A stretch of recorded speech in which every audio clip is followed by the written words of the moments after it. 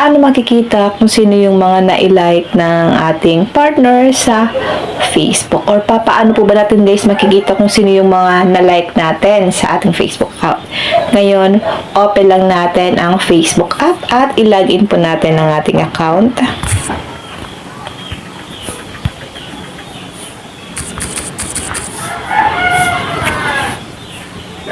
Tap 3 lines or tap natin yung menu sa taas. Tap settings icon. Wala po kayong settings icon ng ganyan.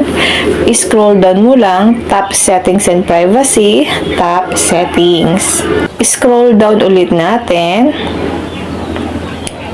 Hanapin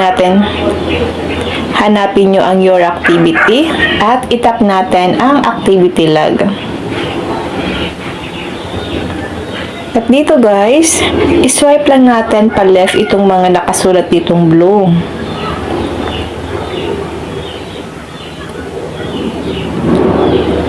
Then, hanapin nyo po dyan ang likes and reactions. Tap lang natin.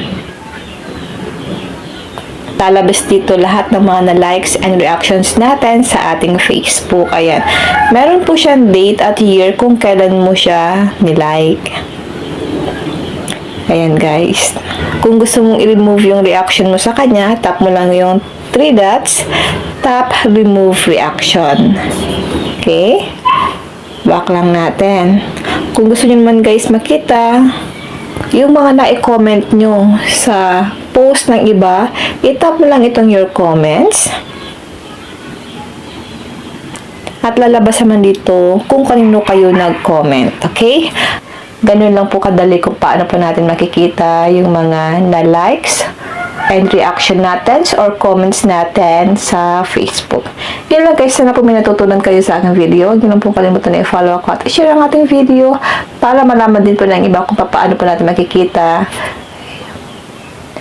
kung sino yung mga na-likes or reactions natin sa Facebook.